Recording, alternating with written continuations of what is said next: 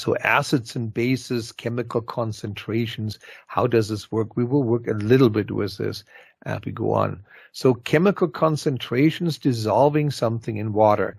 Now, you just sent something ahead about water. I need to talk about this very, very shortly here. Water is what we call the universal solvent. And there is a reason for that universal solvent terminology. It is incredibly difficult, if not impossible, to get 100% pure water. Every time you try to do this and you fill water into a container, water immediately starts to dissolve things, even minute quantities, and leaches this into its system. Think about this thing. Ultra pure water is incredibly difficult to create. It's also incredibly aggressive. So if you get some ultra pure water, you put it into a glass vessel, it starts to leach out certain substances out of the glass. And within a week or two, you already have stuff in the water floating around that wasn't there before. So water likes to dissolve things. And we'll show you how water does that, right? Now, when we dissolve things in water, we often want to have the idea of how much of that stuff is in there. Now, for pollutants, that becomes incredibly important. And you want to know how strong of a solution, how many pollutants are in the water. Enough to cause you concern? Let me phrase it in another way. Let's say, 2-year-olds usually don't do this, but let's assume for a minute I have a 2-year-old with a dirty diaper that climbed the incredible height of a ladder up to the water tower that supplies your village or your city with water. And this little tyke jumps into that water tower reservoir up there, which is full, paddles around a little bit with a dirty diaper, and then climbs back out of it. And then my question is, how many of you now would drink the tap water that is basically supplied out of that water tower? And you thinking about, ooh, this is gross. I wouldn't. And well, that has to do with strength of the solution. How much actually of the dirty diaper compounds are going to end up in your tap water? That's the strength of my solution. Well, 2-year-olds don't do this, and we probably are not concerned about dirty diapers. But I tell you one thing, it causes a lot of damage is mice. So if a mouse ever goes up there and drowns in that supply reservoir, which is a much more likely scenario, is your water contaminated or are you good because you have massive amounts of water? So we want to look a little bit in the strengths of the solution here. So a measure of that is called molarity, is this measure of concentration. Okay. And how is molarity calculated? Well, it is actually a very, very, very simple equation. You take the moles and you divide that by the amount of the solution, usually liters, some volumetric. Can use gallons, cubic yards, whatever you want to put down there. And we already know about moles. We just went through an exercise about, oh yeah, I remember what you need to do with moles. So how many moles go into how much of the solution? And that number, that ratio, gives me the molarity or the concentration measure. So let's do a little sample problem with salt. Salt is not a dead mouse or dirty diaper, but we can do this. So 16 grams of salt dissolved in 4.0 liters of water. What is the molarity or the M of the solution? Okay, well, do I divide 16 by 4? No, wait a minute. This one asks for moles. This is a grams. This is a mass. So I need to convert my grams here into moles first, and then I can divide the amount of water into it. So step 1, calculate the moles of salt. Now we just done a little exercise with moles, right? My formula for salt is NaCl. What's my molecular weight for salt, right? It's not on a periodic table, so we need to look at what salt is made out of, sodium and chloride. I'm going to put those two together, one of those and one of that. NaCl gives me 58.44 AMU, or grams per mole. Okay, that is my grams per mole. I have 16 grams of it. So what do I need to do? Step 2, figure this one out. 16 gram divided by 58.44 gives me 0.27 moles. And that number now goes up here. Okay, I figured out the moles. I need to figure out the moles first. Okay, so 0.27 moles divided by 4.0 liters. Plug this one in here, the liters from what I've given you, and I get 0.068 m. Now, the higher the number, the more stuff you have in there. So the lower the number, the less things you have in there. So if you have a higher, like a 1m, 2m, or 3m, you get a lot of it in it. 0.068 m doesn't sound like that terrible bad. Probably will still taste it. I mean, 16 grams and 4 liters, about a gallon. Probably will still taste a little salty, so your organs could definitely detect that one. But the concentration is not incredibly high. Let's give you a little background here. Okay, some more examples. Let's try this. What is the molarity when dissolving 5.00, remember really exact, 141.75 grams of baking soda, sodium bicarbonate, in 1 gallon of water? So bicarbonate, we need to look up. It's a very common compound in groundwater and other surface waters. So atomic mass of sodium bicarbonate is NaHCO3. The HCO3 here is the bicarbonate group, and that whole group, it's a polyatomic ion, has a charge. If it's all by its lonely self of -1, sodium has a charge of +1. So you push those two together and you generate our compound. Okay. It's made out of hydrogen, sodium, carbon, and oxygen. That all goes into making sodium bicarbonate or baking soda. Okay. Now we should be able to figure the atomic mass. 1 Na, 1 H, 1 C, and 3 O's. Add them all together. And the result, of course, is going to be 84, around there. Okay. So this is my grams per mole for sodium bicarbonate.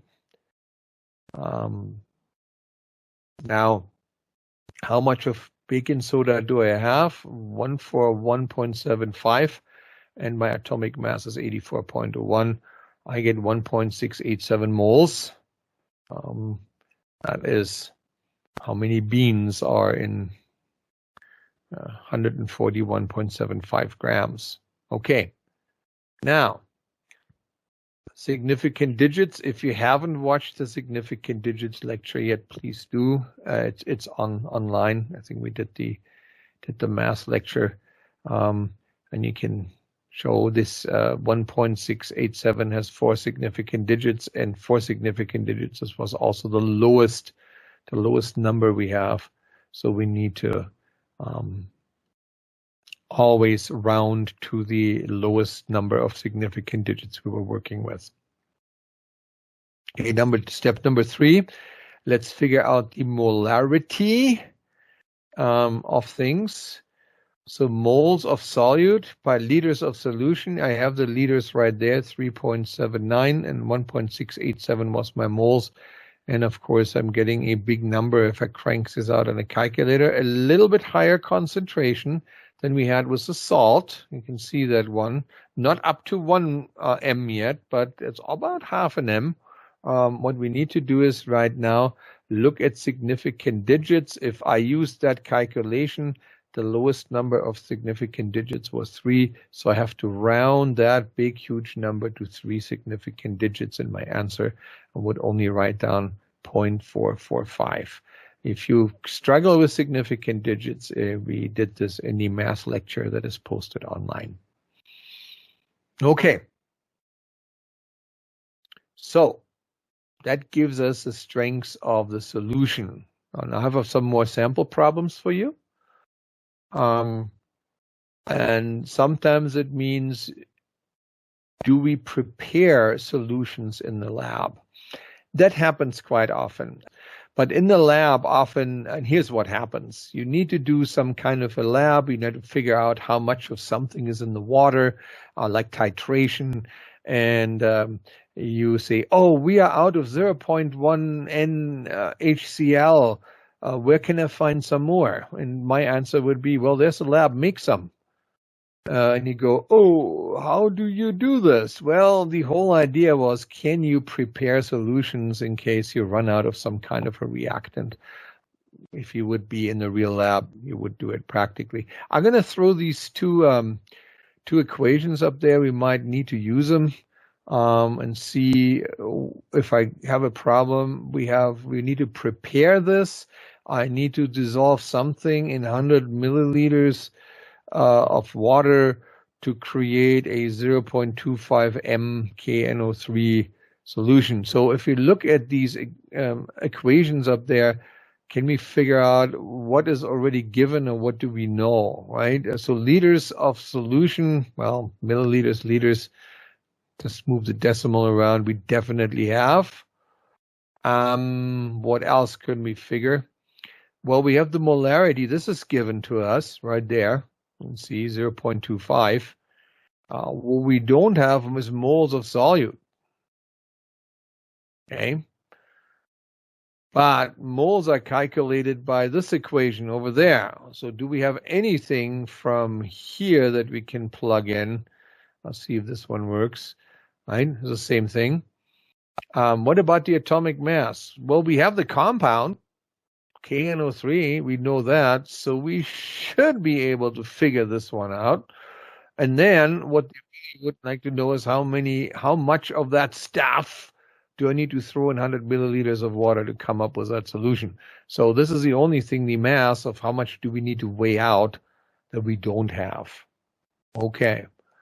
Since we need the atomic mass anyway, we may as well calculate it. I mean, very, very simple. So we'll look it up in the periodic table. 1K, 1N, 3 O's, add it all together. Ta-da, 101. That's what I get for KNO3. Okay.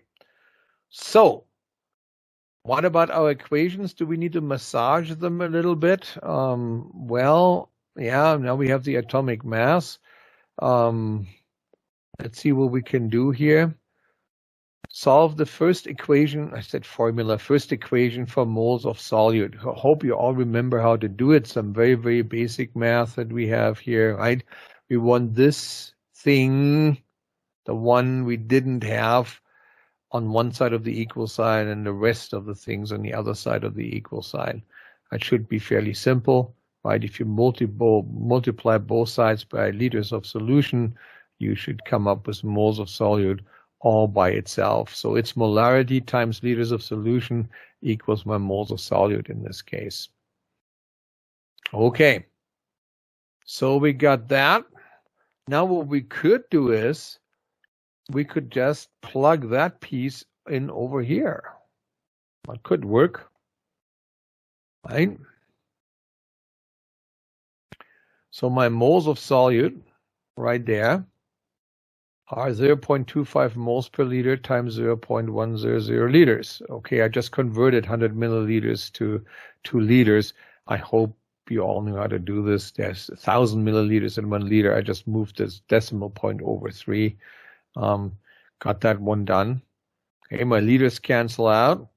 And if I multiply this one right now, how many significant digits do I need to do?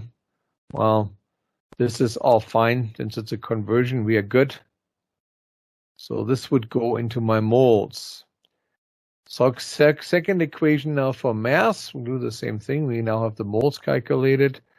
Of course, same thing applies. What we need to do is we need to get mass all by its lonely self on one side of the equal sign, the rest over there. How do we do this? Best to multiply both sides of the equal sign with atomic mass. If you ever forget, all you have to remember, whatever you do to one side of the equal sign, you must also do to the other side of the equal sign. If I multiply this side by atomic mass, these atomic masses will cancel out. If I multiply this side by atomic mass, that will stay. And then I have this whole thing figured out. So my mass here is 0.25, right, moles, times my atomic mass grams per mole. You can see what happens. My moles will cancel out. And my mass is 2.527581. Significant digits again. How many do I have? Well, I have 2 in the moles. So I round this one to 2 significant digits. So here is my solution, 2.5 grams. What we need to do is we need to throw 2.5 grams of that stuff into 100 milliliters, and we're good to go using this equation. So dissolve 2.5 grams KNO3 in 100 milliliters of water. So when you make your own solutions right there. All right, I got one more sample problem for you, a little bit.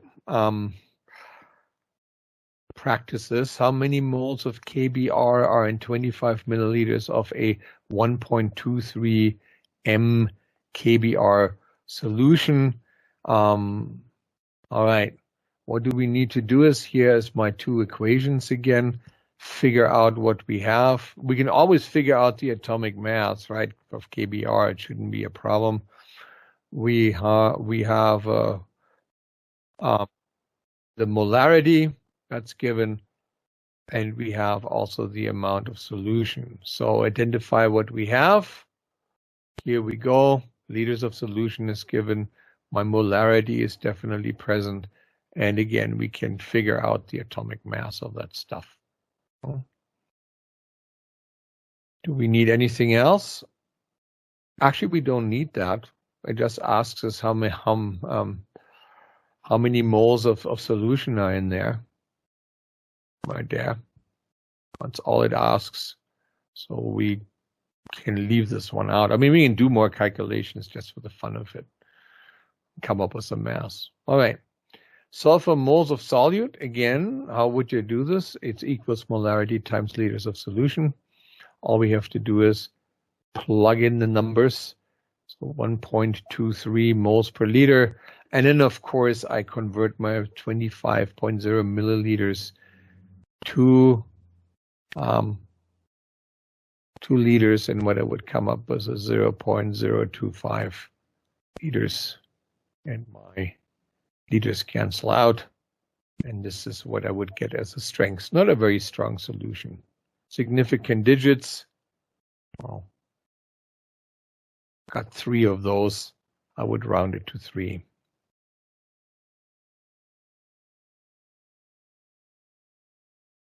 Okay, now something a little bit different.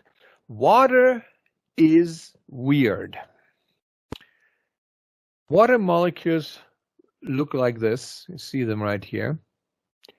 But if you had a whole bucket full of water, every now and then, some water molecules are not going to play by the rule. They don't stay that way. Now, it's a very, very small amount of those, but here's what some water molecules are going to do. Out of the blue, nobody tells them to, they just do it because they can.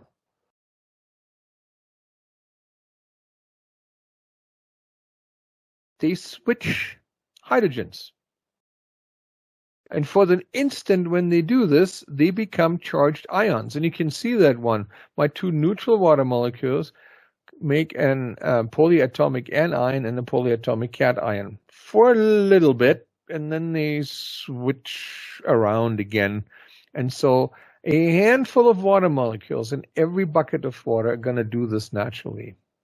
We call this dissociation of water. All right. So let's kind of write this down. We got an H2O. Actually, we have 2 of those. And this H2O falls apart in something positive and something negative for a split second. And then it recombines, is what this double arrow means, and then the whole thing goes back to where it started from. Now I'm going to show this with one water molecule. You can see this one. Just use one, and it works out beautifully. But actually, in this little example, what it does, it really takes two water molecules to do this. The process is called a proton exchange, and it happens naturally in every bucket of water. So we always have a little bit of that and a little bit of this. By the way, this is called, let's see if I have the names, the hydronium ion, and this is the hydroxyl ion. And there's small amounts in water floating around all the time. It cannot just stay put. Now, what does it mean for us? Let's take a look at something where we say water is neutral. And let's say this is the gray dots are water molecules that have not dissociated. And the blue and red dots are things where it has dissociated. So my hydronium ions, the moles of hydronium ions here, and the moles of hydroxide ions, the blue ones. And let's count them real quick. 1, 2, 3, 4, 5, 6, 7, 8, 9, 10. I have 10 hydroxide moles, hydroxide ion moles, in my hydronium ions. 1, 2, 3, 4, 5, 6, 7, 8, 9, 10. Also 10. 10 moles, 10 moles. That seems to be balanced, and that's what makes a neutral solution. In a neutral solution, my hydronium ion moles equal my hydroxyl ion moles. We don't notice. You drink that stuff, you swim in it, nothing happens to you. All right. So now comes the question that was answered. In pure water, if you had 100% pure water, how many water molecules would do this nonsense? They will actually split into these two ions naturally. And they figured it out. It's not very many. Here comes a number. It's 1 times 10 to the negative 7 moles for each liter of water. If you write this as a decimal, I don't know if we can read this one, 0.00000001 mole per liter will do this. A very, very tiny amount. Not very, very strong. By the way, since they need to be equal, right, the hydroxyl ion will do exactly the same thing on the other side. They must be balanced right there. So it is an incredibly small amount, 10 to the negative 7 moles will do that. Not very many water molecules. Now comes a question. Could we increase the number of hydronium ions in a solution, in groundwater? Anything you're going to look at, greater geology, in mineral-bearing brines that come up and make mineral deposits. Could we do this? Could we increase the hydronium ions? You can if you have something that's called a proton donor. Somebody who will give protons to the water. Okay, we need to find a proton donor that will do that. Okay. And let's do this here. If I have a proton donor and it adds protons to the water, what happens now? How many hydronium ions do I have? Comparison to hydroxide ions. So I added a proton donor, and here we have 1, 2, 3, 4, 5, 6, 7, 8, 9, 10, 11, 12, 13, 14, 15 hydronium ions, and only 1, 2, 3, 4, 5 hydroxide or hydroxyl ions. Now what will happen if I put protons in there? Some of these hydroxyl ions will take these new hydroniums and make water out of them, right? They're going to try to go back in this direction. And this is why these hydroxyl ions are going to start to disappear. But if I have an overabundance of hydronium ions, they become increasingly more in my solution. You can see this, my hydronium ions are more than my hydroxyl ions right now. Okay. So what happens then to the amount of hydronium ions that I now found in water in such a solution? Is it still going to be 1 times 10 to the negative 7 moles per liter? No, it wouldn't, because we have more in it. So this number should become bigger. And it means if the number becomes bigger, we're going to move the 1 to the left. And 1 kind of starts wandering up more toward the decimal point. Or here we kind of get rid of some of the exponents, and these exponents will start getting also a little smaller, right? So let's do this with the power of the hydronium. We often call it the pH scale. Guess what H stands for? It stands for hydronium. So how does this work? In a neutral state, my water sits right there, 1 times 10 to the negative 7. And what we're going to do is if we move in this direction, we're going to donate protons to the solution, and my amount of hydronium ions will become larger. Right? And I can do some subdivision. For example, I can drop down a notch to, let's say, here's a decimal version of it, 0.000001. That's 1 0 less than I have here. If you write this one as a scientific notation, it's 10 to the negative 6. You can see that one right here. Okay, if we added more protons, if we found a proton donor, we can even knock this down another notch, like 10 to the negative 5. You can see my amount of hydronium ions gets bigger. We'll do this for a little more in equal distances, like in the power of 10. And here's what you're going to get, right? 10 to the negative 4, 10 to the negative 3, 10 to the negative 2. I'm going to throw more and more protons in this whole thing. And eventually, we'll come to the point where we have quite a bit. Now we're down to 0.1 moles per liter, or molarity. Well, that's a lot of hydronium ions in it. Can I go smaller than this? Yeah, I can do that one. What about 10 to the 0 power? That would be the 1 on that end. So to give you somewhat of an idea, this is when we have a proton donor. By the way, what are proton donors? Are there such substances around there? Do they exist in Mother Nature? Oh, plentiful and massive. Every acid is a proton donor. Doesn't matter where it comes from, to industrial waste or through the atmosphere. Carbonic acid out of rainwater, naturally occurring acid, humic acid from forest soils. You're gonna add hydronium ions to water, and you kind of go into this direction on my scale. Right? Now, what happens to the amount of hydronium ions if we add more hydroxide ions, the OH ions? What will happen to my 0.000001 concentration of hydronium ions, or my 1 times 10 to the negative 7, if I add more OH ions to the solution? Now, in this case, my OHs will start to scavenge away hydronium ions to make water out of it. So hydroxide and hydronium has a tendency to make water. Right? So here's my little pot that I've drawn. 1, 2 hydroniums and 1, 2 OHs. See this right here? Now I'm going to add another OH. What's going to happen? Well, we have an imbalance, so this whole thing tries to be balanced again, and we're going to have one OH react with H3O, and it will make actually 2 H2Os. I did this wrong, so it should be another H2O.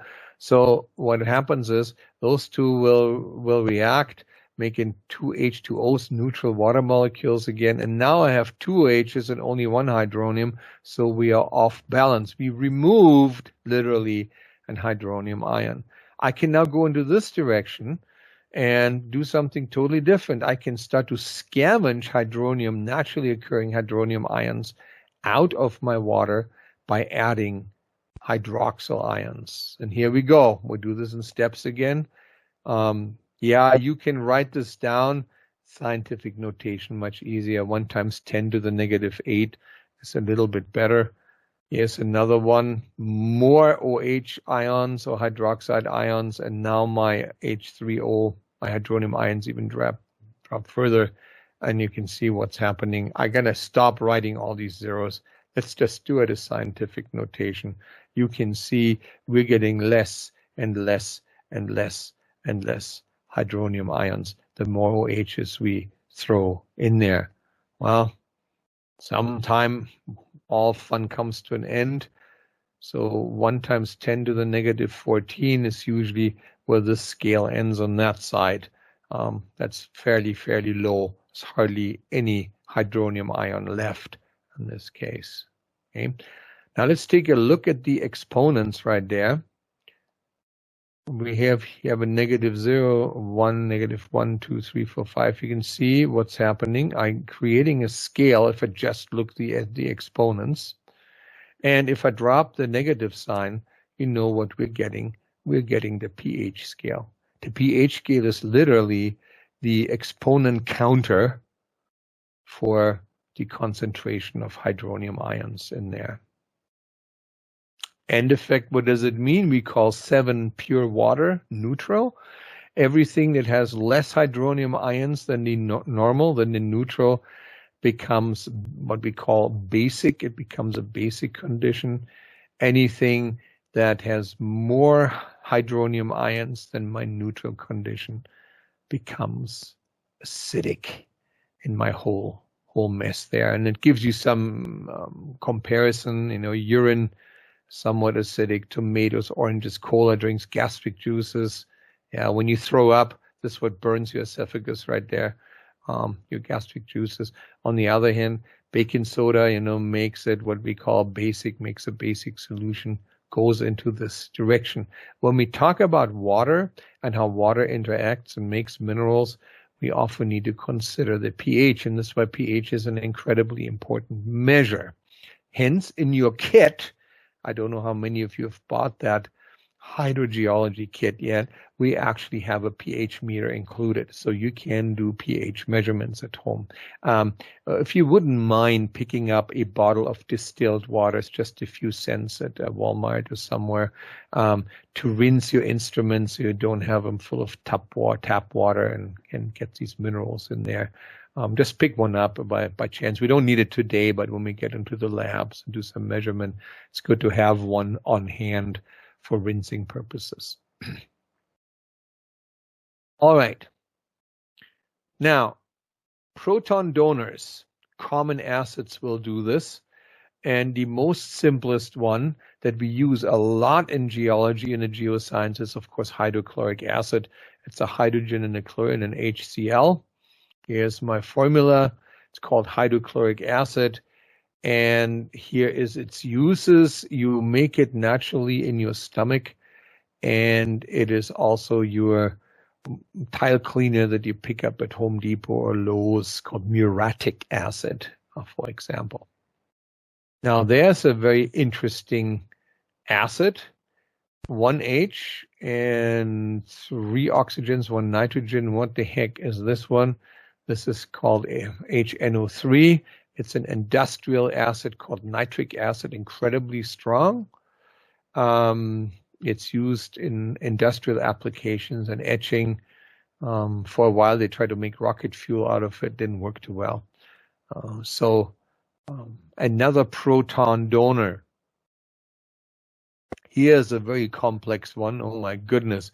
Has 2 H's, 1 S and 4 O's.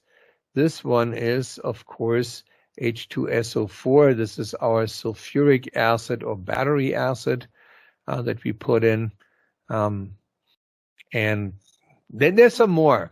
Some of them are naturally occurring. Some of them are manufactured. This stuff is hygroscopic. What does it mean? It attracts water in its pure form. So if you get 100% pure H2SO4, it will dry the air. It will suck water out of it. Here's an interesting one. That is a totally natural acid. 2 H's, 1 carbon, 3 oxygens. This is our H2CO3 carbonic acid, naturally occurring, forms in every drop of rainwater. And it is a fairly weak acid. We put it into soft drinks. That's your fizzy stuff. It's highly unstable. It falls apart into water, H2O, and carbon dioxide, CO2, and then the carbon dioxide starts bubbling out. So your fizzy soft drinks contain carbonic acid. And then there's another one, 1P, 3 H's, 4 O's. This one is H3PO4 phosphoric acid. Phosphoric acid is the tangy flavoring in cola drinks that gives it this kind of a tangy thing. They put that one in there, and it is in Coca-Cola and toilet bowl cleaners alike, both from the same manufacturer, I guess. Now, there's a reason why we call these proton donors. Look at this. This has an H, this has an H, this has 2 H's, 2 H's, 3 H's. It will donate this H as an hydronium ion to my aqueous or water solution. And this is why every acid becomes a proton donor as soon as you throw it in water. Okay, so what to do with these acids? What do all acids have in common? Number one is their formula always starts with an H. Okay. Here's a general acid reaction. It can be a rock, it can be you, it can be anything. Acids like to attack metal. And if you have a metal involved, it's usually my acid plus metal on one side of my little arrow, gives me hydrogen gas, and whatever is left over makes a salt. That is the common reaction that they haunt you in chemistry labs, trying to make hydrogen gas, and it makes little explosions. You have to test for hydrogen gas by putting a lighter to it. It makes this popping sound and get a little flame out of it.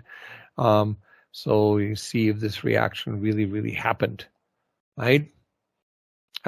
Here's an example of what we call a simple single replacement reaction. That can also happen if you have an AB plus C makes an A plus BC.